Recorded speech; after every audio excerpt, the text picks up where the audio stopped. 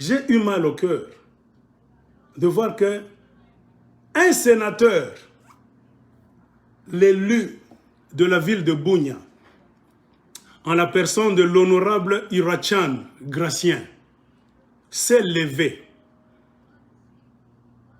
pour prendre la parole devant Mbosso et les autres sénateurs, et les autres parlementaires. C'est un parlementaire. J'ai même transcrit ça ici. Il y a la transcription de la conversation qui a eu lieu au Parlement.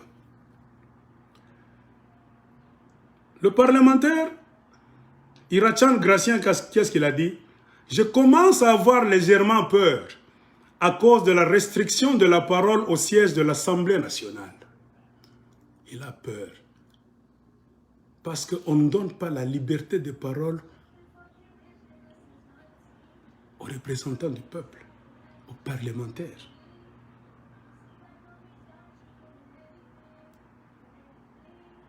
Chaque fois, Monsieur le Président nous recadre pour que nous ne puissions pas dire des choses vraies.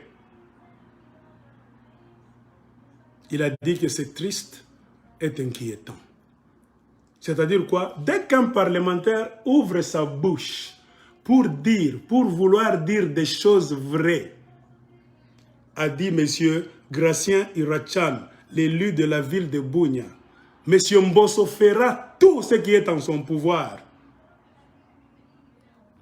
pour le recadrer, c'est-à-dire qu'il ne parle pas de ça, qu'il dise autre chose qui va plaire Chilombo et Mbosso et tous les voleurs qui sont là à la tête du Congo.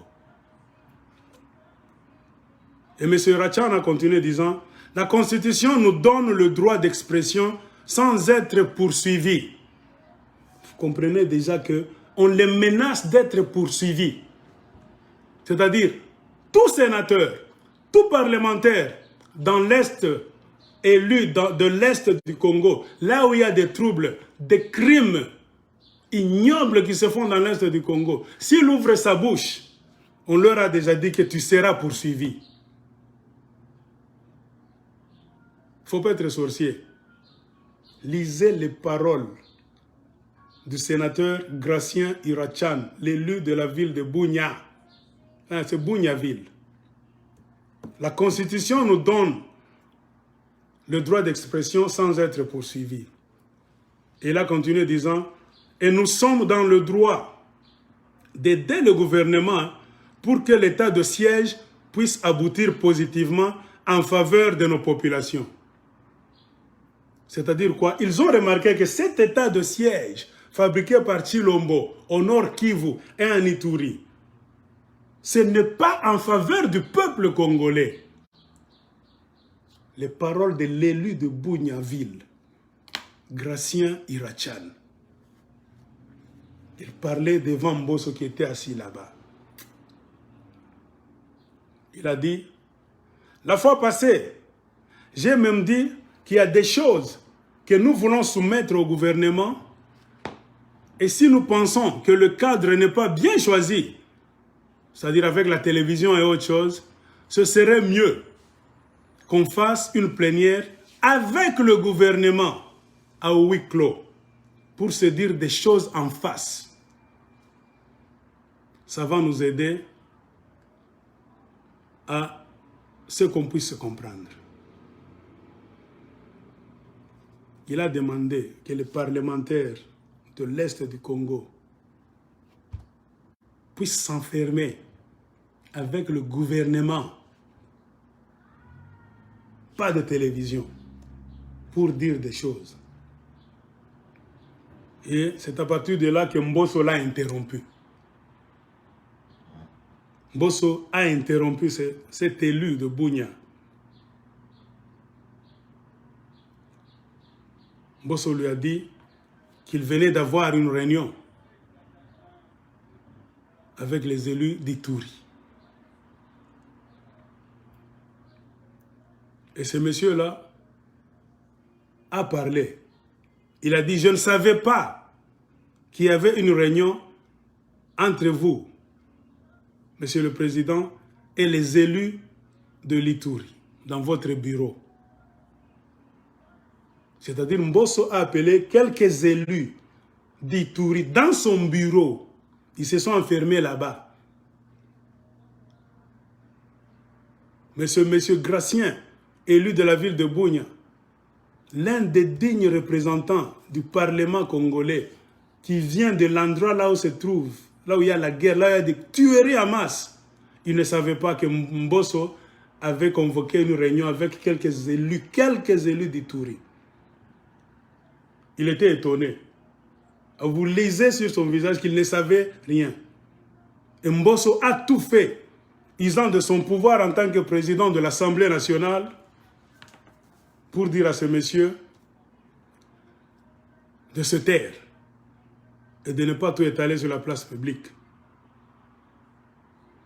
Et Irachan a conclu: le dossier de l'état de siège en Ituri, c'est l'affaire de tous les députés de 26 provinces.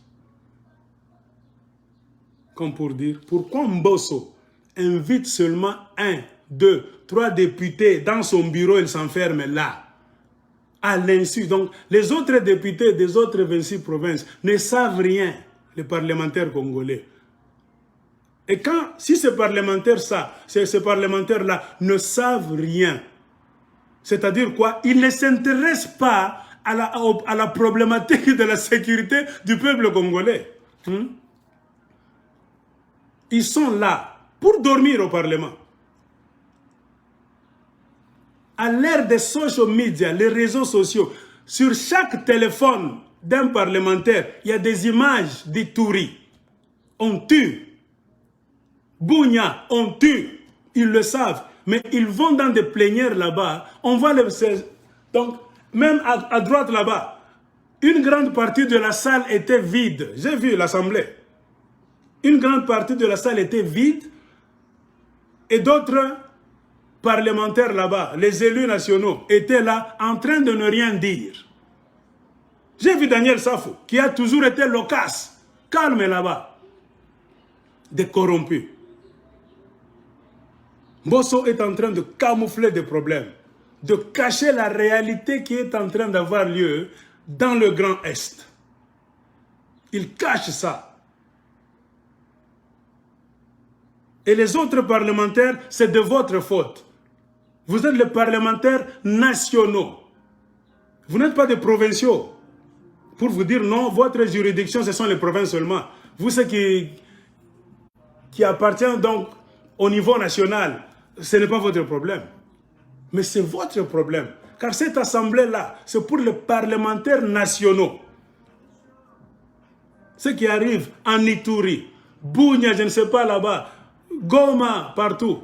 C'est dans l'est du Congo. Ça doit vous interpeller. Mais vous ne dites rien parce que vous êtes des corrompus. Et quand il y a des plénières comme ça, vous regardez, la salle est à moitié vide. Chers Congolais.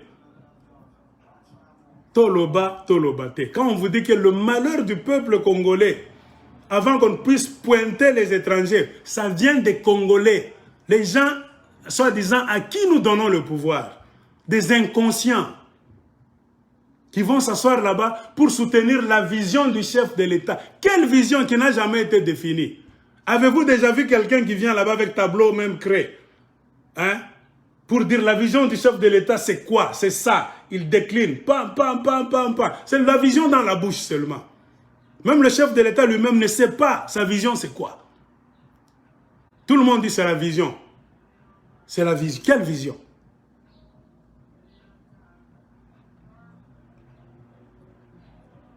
Et le sénateur de Bunyaville, M. Gratien Irachan, a conclu: Ituri et Nord Kivu sont asphyxiés volontairement. Volontairement. Suivez la vidéo.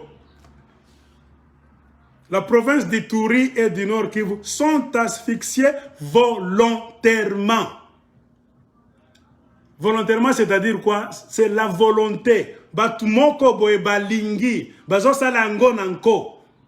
C'est eux qui le font. Ils veulent que ça soit comme ça, volontaire. Bazako asphyxié. Ituri. Na Nord Kivu volontairement. C'est-à-dire, Congolais na bino na pouvoir. Balingi yango ezala boye. C'est ça volontairement. Et cet élu a continué. Et je commence à comprendre que le chef de l'État est mal entouré. Car il a des collaborateurs flatteurs. Et c'est ici Mbosso a tout fait. Non, non, non, fini, fini, fini. Mbosso a coupé la parole à cet honorable.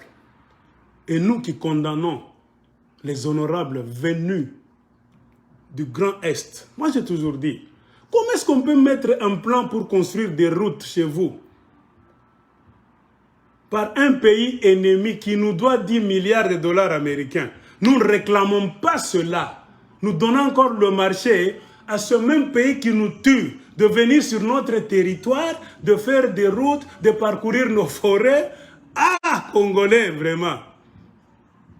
C'est l'Ouganda, à gauche. À droite, nous allons chez Kagame, le génocidaire du Congo. Lui, avec son frère Museveni, à eux deux, ils sont parvenus à tuer au moins 12 millions de Congolais. Vous venez dire à Kagame de venir prendre de l'or. Ces pays pauvres vont commencer à être bien. Leurs enfants iront à l'école, leurs villes vont se construire, leur économie vont se stabiliser. Mais chez vous, il n'y a rien, il y a un chaos. Et ceux qui participent au chaos que vous avez chez vous, c'est les Rwandais et les Ougandais qui forment des militaires, des mercenaires chez eux pour les injecter au Congo. C'est le système du chaos généralisé. Car ils ont compris que les Congolais, les dirigeants congolais sont des idiots, le peuple congolais sont des peureux. Nous allons les mettre dans un état chaotique pendant 15, 20, 25 ans. Car ils n'ont pas de dirigeants, ces gens-là. Ils sont abandonnés à eux-mêmes comme des brebis. Et nous allons commencer à profiter de ce pays-là d'une manière illégale. Et on a un soi-disant président qui va même leur dire, venez maintenant prendre.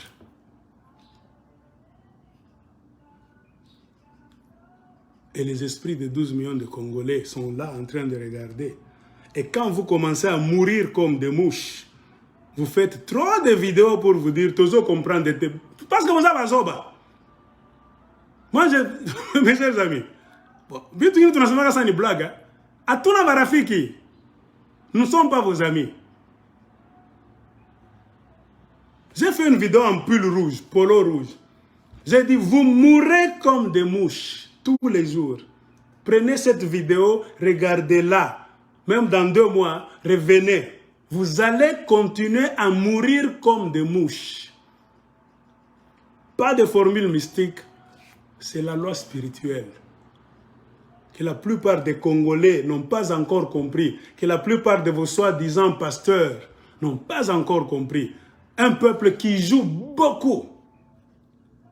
Un peuple irresponsable, avec des dirigeants irresponsables. Vous allez pointer chaque fois les autres. Mais regardez-vous vous-même. Je vous ai même dit, Jésus a dit, regardez-vous. Parfois, c'est nécessaire de nous regarder, nous. Qu'est-ce que nous sommes en train de faire de ce Congo-là?